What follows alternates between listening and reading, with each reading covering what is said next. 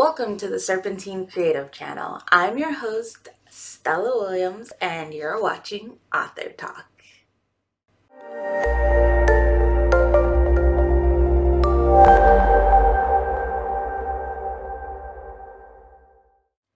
Hey guys, so today is going to be a bit of a chat, and maybe it might turn into a little bit of a rant.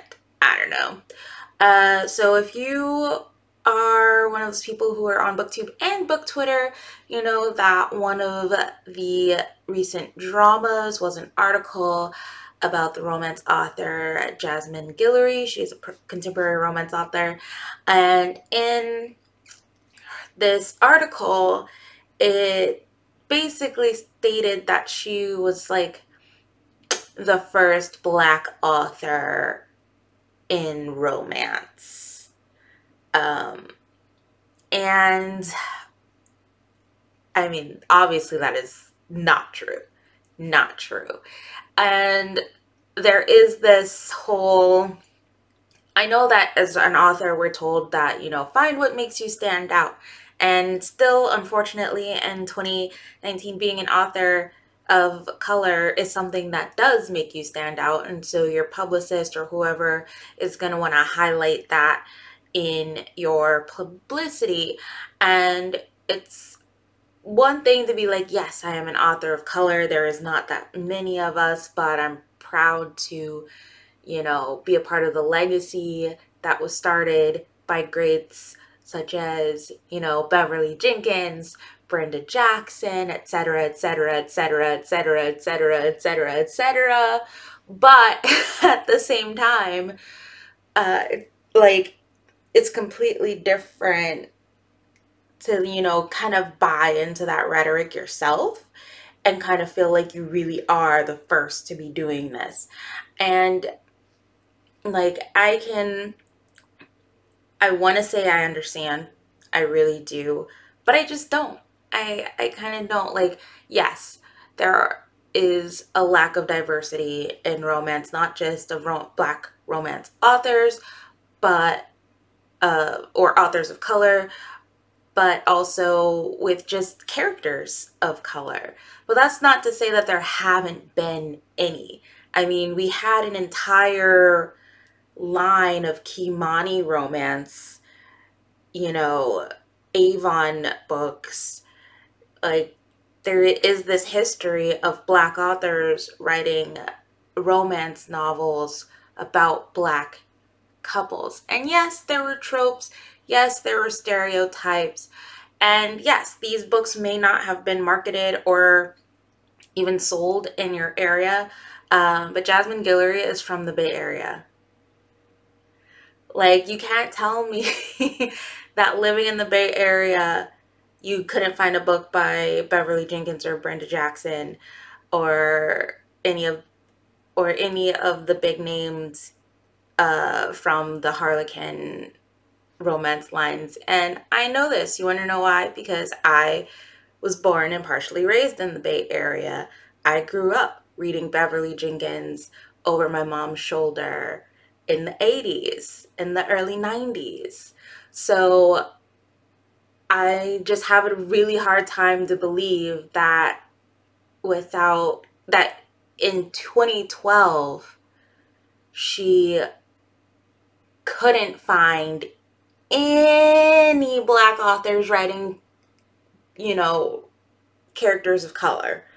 That statement alone is where were you looking, sis? Where were you looking? Not too terribly hard. And this is not bashing her or anything, because who's to say, maybe she walked into the Barnes and Nobles and she couldn't find them because they were relegated to the ethnic section, the African American interest, the urban fiction section. Because to be honest, that is a possibility.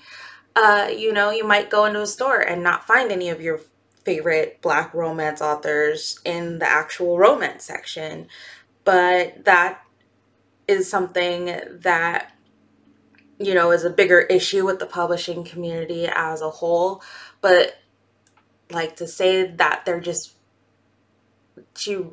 out of 200 books that she researched or went through, and there was no characters of color, no black main characters, no black authors. Granted, that is a very small sample set, but I mean, 2012, I don't know about that. Don't know about that. But hey, it's neither here nor there at this point. I mean, I have her books, I read them, I enjoyed them. So obviously I supported her by buying her books.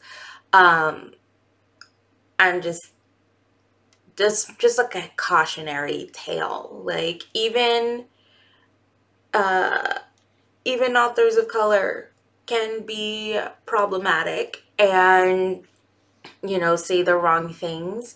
And, you know, it's one thing, hopefully, you know, this is something that maybe she'll deign to clear up. I don't know. We'll see. We'll see how it goes. But yeah, that was just something I wanted to like kind of talk to you guys about and get off my chest, because I was really excited that I had gotten these books, and then literally like the next day I saw the article and all of the drama, and I'm just like, "Urgh." But but yeah, that's one of the perks of being an author and a reader. You get it from both sides, and you know, it's definitely a struggle at times. But my fellow author friends, please, please, please, when you're out there doing your PR, just be more aware of the narrative that you're spinning about yourself, about your brand, and be careful not to participate in the erasure of the history of your people and the history of your genre. Like, the romance genre is very much flawed. It's very much in need of diversity, and I focus on a very, very small subset of that genre here on my channel, with sci-fi, fantasy, and paranormal by POC authors, and also featuring characters of color.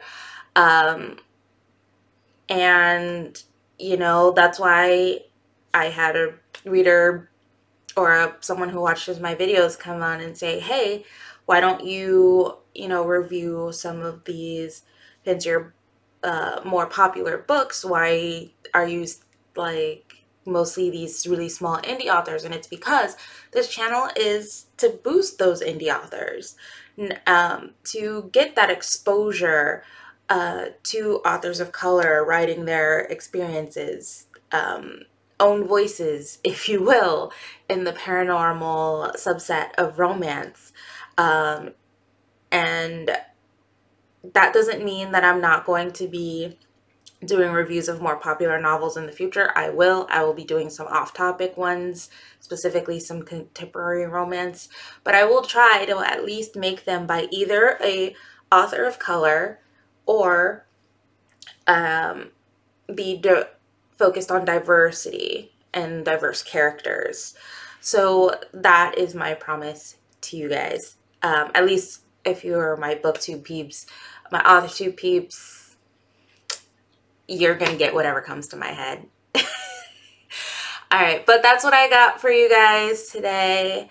Thank you so much for watching. Don't forget to like, comment, and subscribe. Have a nice day.